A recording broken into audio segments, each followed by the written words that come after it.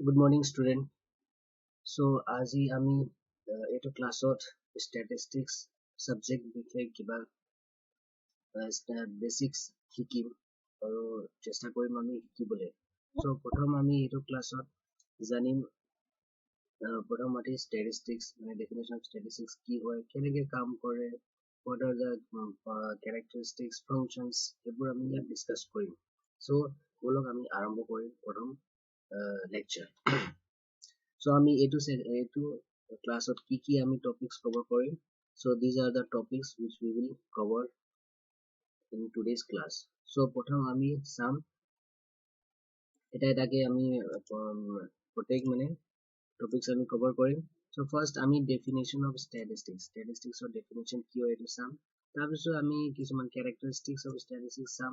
Then 5 stages of statistical investigation কি হয় সেইটো আমি ইয়াত discuss কৰিম। After that আমি statistics whether science হয় বা arts হয় সেইটো চাম। Then a function of statistics কি হয় সেইটো আমি discuss কৰিম। After that scope and importance of statistics আমি ক'ত apply কৰিব পাৰিম, statistics importance কি হয়। Then আমি lastly limitations of statistics কি হয় সেইটো চাম। So first we will discuss the definition of a statistic. So statistics কি হয়, it is a branch of science. এইটো discipline science or discipline হয় which deals with collection of data. আমি ইয়াত কি কৰো, data collect কৰো। ঠিক আছে, data কেনেকুৱা হয়, so এইটো data হয়, দেখুৱাইছো এইটো আমি data হয়, এইটো basically numerical data আমি লৈছো which is the marks of 200 students. So আমি এনেকুৱা data বোৰ আমি collect কৰো। ঠিক আছে, so collection of data. So statistics কি কৰে, it is a branch of science which deals with collection of data, তাৰপিছত organization of data, তাৰপিছত আমি data organize কৰো। Then presentation of data, তাৰপিছত data আমি present কৰো, graphically present কৰিব পাৰো আমি। Then analysis of data, so data আকৌ analyze কৰো আমি, analyze কৰি কিবা result উলিয়াও। And then lastly the interpretation of data, তাৰপিছত আমি data interpretation কৰো। So statistics কি হয়, it is a branch of science or discipline of science which deals with the collection of data, organization of data, presentation of data, analysis of data, and lastly the interpretation of data. So এইটো হ'ল simple definition of a statistics. তাৰপিছত আমি চাম some of the characteristics of a statistics. So statistics or characteristics কি হয়। So প্ৰথম আছে statistics are aggregate of facts. Aggregate of facts মানে collection of facts. So statistics লগত মানে statistics কি হয়, আমি এটা যিটো এতিয়া আমি যিটো মাৰ্কস চাইছো ষ্টুডেন্টৰ, so যদি এটা ডাটা থাকে, এটা মাৰ্কস থাকে, সেইটো লৈ আমি statistics এপ্লাই কৰিব নোৱাৰো বা statistics কাম নহয়। Statistics সদায় deals with collection of facts. So 2 or more than 2 আমি at least মানে আমাক ডাটা লাগিব, তেতিয়াহে আমি statistics এপ্লাই কৰিব পাৰো। Second characteristics কি হয়, statistics are affected by multiplicity of causes. Multiplicity of causes মানে কি হয়, statistics সদায় multiple factors লগত affect কৰে। তাৰ মানে কি হয়, suppose এটা example লৈছো, production of rice of different countries. So আমি rice of production বেলেগ countries ত কেনেকৈ হয়। So এতিয়া production of rice মানে কৰিবৰ কাৰণে বহুত factors affect কৰে, যেনেকে temperature কেনেকুৱা আছে, rainfall কেনেকুৱা আছে, ঠিক আছে, soilৰ quality কেনেকুৱা আছে, type of soil, different types of soil, তাৰপিছত manure আমি কেনেকুৱা use কৰিছো, তাৰপিছত quality of seed কেনেকুৱা হয়, সেইবোৰ মানে different factors affect কৰে। সেইকাৰণে statistics are affected by multiplicity of causes. Then next characteristics as statistics are numerically expressed. So এইটো আমি numerically express কৰিব লাগে বা কৰিব পাৰো, তেতিয়া আমি statistics apply কৰিব পাৰিম। যদি numerically নহয় তেতিয়া দিগদাৰ হয়। Next, statistics are enumerated. Statistics are enumerated or estimated. That means আমি statistics আমি কি কৰো, আমি data নিজে গৈ collect কৰিব পাৰো, enumerate কৰিব পাৰো বা estimated মানে theoretically আমি data generate কৰিব পাৰো according to the reasonable standard of accuracy. আমাক কিমান accuracy লাগে সেইটো চাইও মানে আমি enumerate কৰিম বা estimate কৰিম, মানে নিজে data collect কৰিম বা estimated কৰিম, expected data উলিয়াম। Next আমাৰ characteristic আছে statistics are collected in a systematic manner. So সদায় আমি dataবোৰ systematically collect কৰো, ঠিক আছে, নহলে দিগদাৰ হৈ যায় আমাৰ। Next, statistics are collected for a predetermined purpose. So কি হয়, আমি data বা information বা facts কিবা collect কৰাৰ আগতে আমি তাক মানে কিয় মানে predetermined purpose মানে এটা purpose বা এটা objective আগতে আমি set কৰি ল'ব লাগে, তাৰপিছতে আমি data collect কৰিব লাগে, ঠিক আছে। So এইটো এটা characteristic very important. Next, statistics should be placed in relation to each other. তাৰমানে কি হয় মানে ইয়াত কি হয় ডাটা যিটো হয় ফেক্টছ হয় এইটো homogeneous হ'ব লাগে so that we can easily compare. ঠিক আছে, যদি homogeneous নহয় তেতিয়া comparison বহুত দিগদাৰ হৈ যায়. So এইটো total 7টা characteristics আছে. So তাৰপিছত আমি চাম. So এতিয়া আমি next discuss কৰিম 5 stages in statistical investigation. So in statistical investigation of আমাৰ total 5 stages আছে. So আমি এইটো stage এটা এটাকে discuss কৰিম. So statistics আমি প্ৰথম কি কৰো collection of data. So আমি প্ৰথম statistics data collect কৰো. ঠিক আছে, data collect কৰাৰ আগতে আমি জানো আমাৰ objective হ'ব লাগে. So আমি সেইবোৰ মানে সেইবোৰ আমি already set কৰি থোৱা আছে. তাৰপিছত আমি ফিল্ডত গৈ প্ৰথম কি কৰো data collect কৰো. So ইয়াত আমি এটা এটা আপোনাক মানে example দেখুৱাই যাম প্ৰত্যেক ষ্টেপৰ. So suppose মই এইটো এটা example দেখুৱাইছিলো আগতে marks of 200 students. So সেইটো suppose মই data collect কৰিলো, সেইটো আমাৰ data. So সেইটো data হ'ল raw data. So আমি 200 students just marks টো লৈ আহিছো আৰু ঠিক আছে। তাৰপিছত আমি কি হয় data যেতিয়া আমি collect কৰিলো, collect কৰাৰ পাছত এইকেইটা আমি data পাইছো সেইটো directly আমি কি হয় ইয়াৰ পৰা directly আমি কিবা conclusion বা কিবা তেনেকে আমি বা কিবা এটা মানে 200 students আমি directly data লৈ কৰিব নোৱাৰো, তাক আমি systematically arrange কৰিব লাগিব বা কিবা এটা বেলেগ ফৰ্মত কনভাৰ্ট কৰি statistical ফৰ্মত কনভাৰ্ট কৰি তাৰপিছত আমি কিবা ইন্টাৰপ্ৰিটেশ্যন দিব পাৰিম। So ইয়াৰ পাছত next step হ'ব আমাৰ organization. That means এতিয়া আমি data যিটো পাইছো এই data আমি organize কৰিম। So এটা example দেখুৱাইছো। So ইয়াত আমি কি কৰিলো marks মানে প্ৰথম কি কৰিলো marks প্ৰত্যেক student যিটো marks আছিলে সেইটো আমি smallest to largest কৰি এনেকে arrange কৰি তাৰপিছত 15 marks কিমান student পাইছে তেনেকে আমি tally mark কৰি frequency উলিয়াইছো। তেনেকে 16 কিমান student পাইছে, so total দুটা student পাইছে আমি tally কৰি frequency লিখিছো। তেনেকে আমি data মানে এটা organized ফৰ্মত কনভাৰ্ট কৰিলো। So সেইটো এটা ফৰ্ম আছে। আৰু এটা ফৰ্ম আছে সেইটো হয় আমি class interval কৰি। So it's of at marks তুমি 15 to 19 20 to 24। So এটা continuous class interval থাকে, এটা মানে এইটো continuous নহয়। So তেনেকুৱা মানে আপুনি যেনেকে পাৰে তেনেকে আমি class interval কৰি আমি তেনেকে এটা organized ফৰ্মত আমি কনভাৰ্ট কৰিব পাৰো raw data। So এইটো হ'ল second step. Next আছে third step আছে presentation. এতিয়া ডাটাক আমি graphically নহলে diagrammatically present কৰিব পাৰো so that আমি এটা মানে ভাল visualization পাই যাওঁ। So এটা example ইয়াত দেখুৱাইছো। So এইটো 200 ষ্টুডেণ্টৰ যিটো মাৰ্কছ আছিলে এইটো মই কি কৰিলো এটা গ্ৰাফত আঁকিছো, এইটো বাৰ ডায়াগ্ৰাম বুলি কয়। So এনেকে আমি কৰি আমি গম পাব পাৰো কি কোন মানে কিমান ষ্টুডেণ্ট মানে হায়েষ্ট মাৰ্কছ পাইছে, কিমান লয়েষ্ট মাৰ্কছ পাইছে, এনেকে আমি ভিজুৱেলাইজ বা ইজিলি এইটো পিকচাৰ হিচাপত আইডেন্টিফাই কৰিব পাৰিম বা পাৰো। ঠিক আছে, ছেকেণ্ড আৰু এটা মই গ্ৰাফ দেখুৱাইছো সেইটো লাইন ডায়াগ্ৰাম বুলি কয়। সেইটো এটা চেম এটা ভাল এটা ভিজুৱেলাইজেশ্যন দিয়ে আমাৰ মাৰ্কছ, ইয়াত ষ্টুডেণ্টৰ মাৰ্কছ কেনেকুৱা আছে।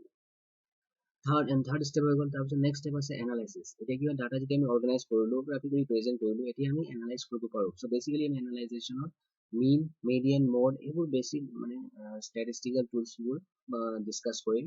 চ' চেম ডাটা লৈ এতিয়া মই কি কৰিলো মিন উলিয়ালো, মেডিয়ান সেইকেইটা ৰিজাল্টছক ইয়াত মই মেনশ্যন কৰি থৈছো। চ' এইটো ডাটা যিটো আমি পাইছিলো ডাটাৰ মিনিমাম ভেলু 15 আছিলে, তাৰপিছত মেক্সিমাম ভেলু ইয়াত দিছো 78 মই ইয়াত পাইছো। তাৰপিছত ফাৰ্ষ্ট কোৱাৰ্টাইল উলিয়ালো, মিন মেডিয়ান মড ভেৰিয়েন্স ষ্টেণ্ডাৰ্ড ডেভিয়েশ্যন থাৰ্ড কোৱাৰ্টাইল, তাৰপিছত স্কিউনেছ কাৰ্টচিছ আমি যিকোনো বস্তু উলিয়াব পাৰো। চ' তেনেকে মই এটা চিম্পল উলিয়াই আপোনাক দেখুৱাইছো কি আমি এনেকে তাৰপিছত মানে কি হয় ডাটা অৰ্গেনাইজ হৈ যোৱাৰ পাছত আমি ইজিলি এনেকে ফাইণ্ড কৰিব পাৰো। ঠিক আছে, তাৰপিছত লাষ্ট ষ্টেপ আছে ইণ্টাৰপ্ৰিটেশ্যন। চ' এতিয়া যেতিয়া আমি ৰিজাল্ট পাই গলো ৰিজাল্টক আমি ইণ্টাৰপ্ৰিটেশ্যন দিব পাৰিম, মানে কনক্লুজন দিব পাৰিম কি আমি এইটো ডাটাৰ পৰা কি পালো বা কেনেকে পালো। চ' এইটো মই এটা কনক্লুজন লিখিছো। So তেনেকে যেনেকে minimum value of 200 students marks of 200 students 15 means তেনেকে আমি কিবা different values পাইছো, এতিয়া আমি conclusion তেনেকে আপোনালোকে লিখিব পাৰিব। ঠিক আছে, তাৰপিছত আমি next discuss কৰিম statistics is whether arts or science, science হয় বা arts হয়, সেইটো আমি ইয়াত discuss কৰিম। So science মানে কি হয়, science is a systematized body of knowledge, এটা systematic body of knowledge হয় যিটো cause and effect relationship study কৰে। ঠিক আছে, তাৰপিছত তাক মানে generalize কৰে according to some scientific principles or laws চাই। ঠিক আছে, সেইটো হ'ল science। next arts মানে কি হয়, arts is a skill of handling facts, সেইবোৰ facts informationক মানে handle কৰে। ঠিক আছে, according to some মানে objective যিটো হয় এইটো objectiveৰ বেচিছত এইটো মানে facts বোৰক handle কৰে, present কৰে। ঠিক আছে, মেকিং ইনফাৰেঞ্চ লজিকেলি ইনফাৰেঞ্চ উলিয়াই or drawing conclusions draw কৰে, সেইটো হ'ল arts। So এইটো science or arts পৰা আপুনি মানে নিজে ক'ব পাৰিব কি whether statistics is science or arts নেকি statisticsত আমি cause and effect relationship study কৰো ঠিক আছে inference draw কৰো conclusion draw কৰো ডাটাবোৰ আমি handle কৰো ঠিক আছে so that means ইয়াৰ পৰা আমি এইটো কথা ক'ব পাৰিম কি statistics is both arts and science ঠিক আছে তাৰপিছত আমি some of the functions of statistics discuss কৰিম so প্ৰথম function আছে কি it presents facts in a definite form যিটো facts and figures থাকে এইটো definite formত আমি present কৰিব পাৰো যদি এতিয়া মই এটা exampleত আপোনাৰ marks কেনেকৈ আমি দেখুৱাইছো আমি represent কৰিব পাৰো বুলি next it simplifies mass of figures or condensation that means ইমান suppose 200 student যিটো marks আছে এইটো মই কেনেকৈ মানে আমি simplified formত যেনেকৈ mean উলিয়ালো মানে average marks কিমান হ'ব studentৰ তেনেকৈ আমি উলিয়াই মেলি দেখুৱাইছো so that means আমি এইটো mass of figuresক আমি simplify বা condense কৰিব পাৰো